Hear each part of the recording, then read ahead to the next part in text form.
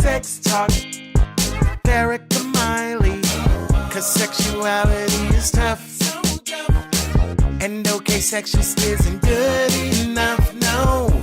Sex Talk with Erika Miley. Hey everyone, welcome to Sex Talk with Erika Miley. I am here with Madam President herself from the Pussy Podcast. And I'm going to let you introduce all of that yourself because oftentimes my guests do a far better job than I do. So, Madam President, tell me about yourself. Hi, everybody. So, the podcast that I represent, I am the creator and host of the Pussy Party Podcast. And on the podcast, I am the Pussy Party President. And a lot of people hear the words Pussy Party and they automatically think about maybe like a Playboy Mansion orgy or something like that. Mm-hmm. But if you look at the logo and you kind of get to know me and the things that we do in the podcast, that it's actually my form of a political party for the pussy. So just like the Republicans or the Democrats have a party, there was no party for the pussy. And so I created one. Now there's a place, there's all these radical groups, the Tea Party and, alt left, alt right. Well, I don't really think it's so radical for women to have representation, and not necessarily just politically, but throughout life and specifically sexually. So this is my way of, especially in the political climate that we're in, of my pussy grabbing back and reclaiming the word and reclaiming what I need and what I want just on my terms, and kind of helping be a launching pad for other women to feel okay about expressing it. So I say I'm the president because I created it. But it's just kind of, my way of falling on the sword, kind of, because I think the moment I say something, radical, like I'm like analingus, I like to get my ass ate. Other women will not feel so bad about it, because I kind of take that first step. So that's me. That's the Pussy Party President.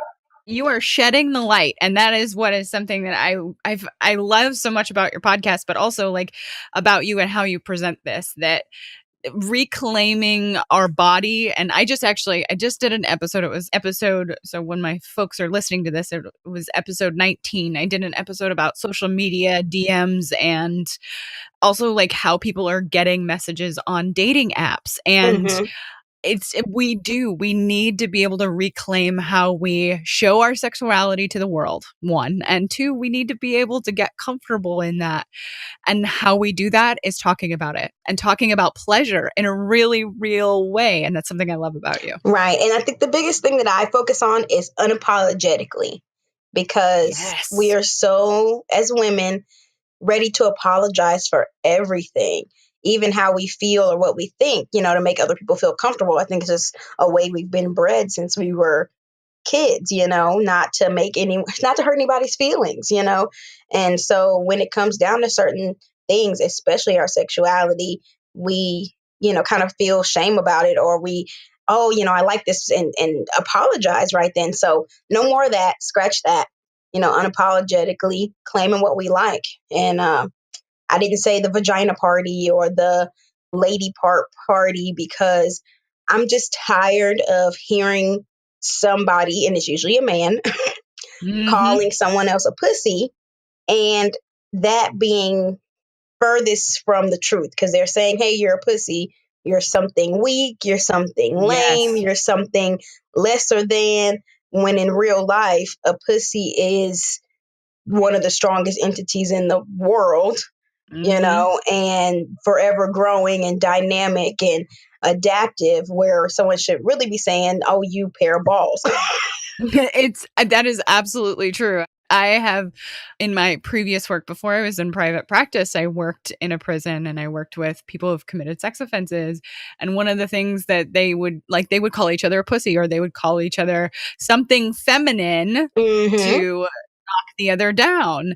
And I would just jump up and I would look at them and say, you know what? You need to change your words right now, because guess what? A pussy can eat up semen and spit out life. So I don't want to hear how weak I love it. And you flick a You balls. think You a barely pussy hard. even pull on it the wrong way. And they are crying, dying. So it's like, what's really the weaker, body part biologically? So I'm taking back the word pussy, just like, women have taken back the word bitch, or, African Yes. Americans with the N word and all these other slang terms that have kind of gotten different life because the group that was oppressed no longer gives that word the same kind of power. So, Pussy Party Yeah. President, Pussy Party Podcast, and we are owning our pussies unapologetically. Don't be afraid to say it. Pussy, say it. It's okay. It's just wonderful. So where did you, Madam President, where did you come from? How did you get to this place creating the podcast? What brought you to the pussy presidential process? So, in my former life, I was, a married woman. I went through, I would say, almost everything on the checklist of the American dream except for have a baby. Mm. And even through like my marriage, I had a great marriage for the time that it was. Of course, I'm no longer married anymore, so it ended for certain reasons. But I would say Mhm. that I was like Dora the Explorer, with my sexuality. Fair. And I did have a partner that supported that. But once I was single and started back dating again and looked at things from only my point of view, I realized how far I still needed to go by just being able to figure out what I like just for me and not even considering another person. And I had another friend or two friends that I was going to do a different podcast with. And within that podcast, I was going to give this thing called the Hostrology Report. And Mm. I'm very spiritual. I could tell you, like, what's your birthday and get into all the signs and stuff. So it was kind of a way of me connecting my radical sexual thoughts with some of my like spiritual knowledge, Mhm. but it didn't really work out. But at the same time, I was coming up with ideas all the time and I was venting about things that either I experienced or that my girlfriends or even my guy friends, straight or, homosexual, were experiencing when it came to dating and just sex, period. And so one day, I was having some drinks with my friend and feeling good. And I had a whole rant about we needed a State of the Union address to men about what Mm. women wanted for the pussy party. And I, did a Snapchat video and it just kind of stuck like, wow, that's pretty impactful. And then one thing I like to ask people all the time as a podcaster of my podcast is if you woke up in the morning with a pussy, what would you do? And this was before I Mhm. even had a podcast. I went out with some friends and we were all hanging out at like the House of Blues or something. And I asked the group, and the conversation that it created, it just opened the door. Because let's say, for example, a man would say, oh, I'd play with it. You think it'd be something funny. Well, some men were like, well, I would guard it and I wouldn't give it to anybody. And I asked why. Oh, well, because my pussy is special and it's sacred and it's all this stuff. And so then I would kind of entice the conversation and say, well, can you now understand why women don't just give it up to anyone? So Yeah. all those things together made me realize, hey, I could do this. And hey, exactly what my Yeah. goal is to start a conversation between those good men and those good women who we don't think exist, create a bridge for that. And so that's kind of how I decided I need to do this. The world needs this little piece of what I got going on. Thus the Pussy Party Podcast. The stars aligned and I haven't looked back since.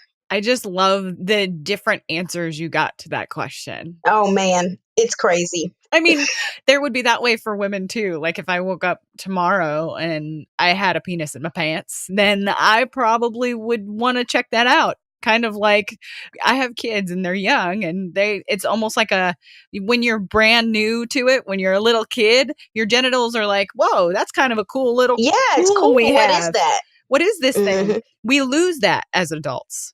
We become Definitely. And a lot of times entertainment. that's because when we're young, especially for us young girls, if you see your daughter walking and, Mhm. playing with herself, most time we're told, hey, stop that.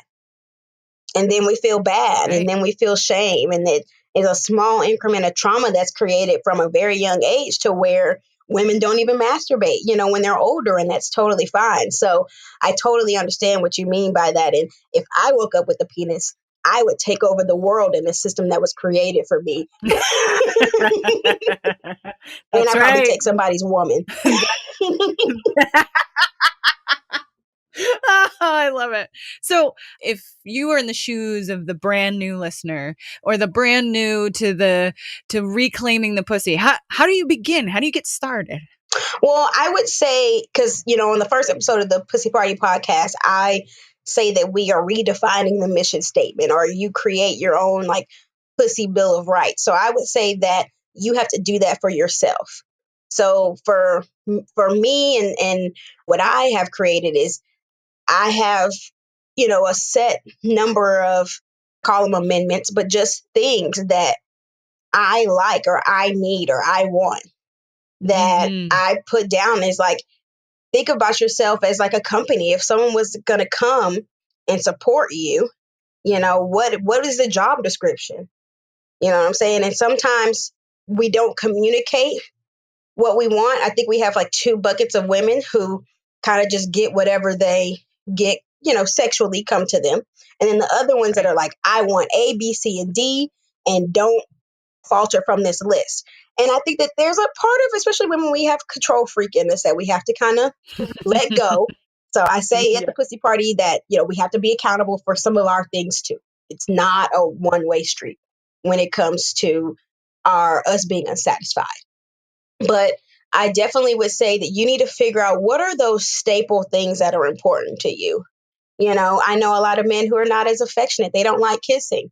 And you may need that to be satisfied. And so that may be one of the things on your list. So in general, for the Pussy Party podcast, the first amendment is thou must lick me from the rooter to the tutor. So no, just focusing on that one part that sticks out of my vagina. It's very important that you can find it and that you know what it is. But that's not the only part for, me and most of the women that I talk to that gives them pleasure, especially for oral pleasure. Absolutely. So that's the first amendment there. We have research to absolutely just completely support what you're talking about. The first piece of research is that we actually have very similar parts. They're just in different configurations. Right. And we experience pleasure all over those parts. Right. So I just came from Atlanta and I went to a tantric masturbation workshop. So shout out to Atlanta Tantra. And oh man, me, Pussy Party president, everyone probably thinks I'm in touch with every single part of my pussy that exists. But I'm still learning. I still, am getting to know myself. And I figured out some things that I had no idea. Like I didn't know that the G-spot muscle was the same muscle like when a man's penis gets hard, that the G-spot hardens in the exact same way. And that's what kind of aids in that orgasm.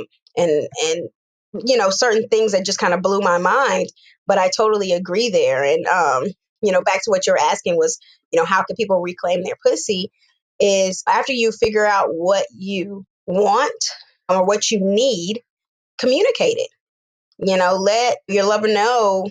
Sometimes it's that conversation before even the first time. Hey, what demons do you need exercised, or what areas do you need explored, or, what do you like? What do you not like? And, what's your health like? And then after that, after you've communicated, trust the partner that you have and then let them do their thing. They don't have to do 1 through 5 in that order. They're free to elaborate on it, which we want. We want you to take our needs and take what we want and give us what we need. You know what I'm saying? But if that communication never happens, and I do mean like open your mouth. Body language is great and all that stuff, but it can be misconstrued. Mm-hmm. But literally opening your mouth and having that conversation. We do that all day long where we think we know what somebody's thinking. We do that mind reading thing when in reality, it may be something completely different. We never know what somebody is actually thinking until they say it. So I think you're right on about communicating what your wants and needs are and allowing for that creativity between the two of you. Right. And I think to be able to do that, you do have to have a level of trust. And then there's that battle, well, is trust given or is trust earned? And I think it's both. But I think if we are able to communicate, then, I say our pussy has discernment. Mm. Our pussies can tell us, warn us, alert us of things that are good or bad before, they even really happen. And we don't really pay attention to it because a lot of people are not in tune with their pussy. Another thing I learned at the masturbation workshop was like, sometimes your pH balance may change. And you may not have even had a sexual interaction with a person, but that could be your body warning you, hey, this person, their energy, their vibe isn't matching with ours. And little Yes. things like that you don't even pay attention to. Or like, man, I really feel very tense and tight just inside of, myself. And it could be your body letting you know that something's good or something's for you or something's not. And so I think that even before we say, and I'll take a step back on reclaiming your pussy, is you need to know yourself. You need to touch yourself. You need to look in the mirror at it. You need to be able to smell it. You need to even be able to taste yourself to say, this is normal. This is what tastes good. This is what I taste like. So another man, you'll know what someone will be able to experience when they experience you, what I smell like, what I feel like. And I think once we can really define what we like for ourselves, it'll be easier to articulate it to another person. Is absolutely the case. I think when I work with couples, and especially when I work with women who have never, even if they've been married and or they've had long-term partners or whatever the case may be, sometimes they know absolutely nothing about their bodies. Mm-hmm. And it is because, and it goes back to what we were first talking about, that shame, or that shame that starts so early, even as young girls, Mm-hmm. that oh, don't touch that. That's not meant for pleasure, or that's not meant for proper company. Or just you don't get told anything at all. It's just a lack of Exactly. knowledge altogether. I tell the story of my first sexual interaction, not the first time I had actual sex, but Mhm. you take baby steps depending on the person. Yes. And, the first time I ever had a true sexual interaction, I got asked about anal. And I was open to it, to entertaining the idea, not because I was into it, not because I thought that was going to give me pleasure, but because I was shame about giving head or actually giving my virginity away to someone that it wasn't a picture perfect movie scenario. But I had no idea about anything in the anal area. So I figured, oh, okay, well, why not? I'll still technically be a virgin, right? And I didn't know if it felt good, if it hurt. And of course, if anyone's had anal sex, it's no easy feat. No, and it takes far more. I'm one of my early episodes is called Butt Stuff 101, and it really does take more preparation Right. And and more. communication. Exactly. And an understanding of your body than just going for it. Right. One of my favorite, she does porn work. She's a sex worker. One of the things she talks about is that porn is performance. It's not the exact way you will do this with a partner. I Right. think that's really important, especially when it comes to anal sex. Right. And the thing is, looking back on it, I realized I barely even got the tip of the tip in. But I probably wouldn't have said yes to that. And if I would have had any education around all of the areas of my body. You know what I'm saying? And I probably wouldn't have said no to some of the other things, even if it wasn't the actual sex, but maybe the oral sex, if I didn't have the shame of if someone knew, how would they look at me type thing. So we have a conundrum of many things as women, of course, that kind of like always has us boggling between should I or shouldn't I? And all I really, have to say for any listeners out there is it should only be based on you, on what you think, what you feel is best, what you're comfortable with, and not because, oh, we are not together in this established relationship. If I interact with this person, I'm a slut or I'm a whore or, any of those things that are kind of false realities. Those social rules that were created to hurt women. Right. Basically. Mhm. So I personally follow you on Instagram, which is fantastic. If any of you are out there, check out the Pussy Party podcast on Instagram.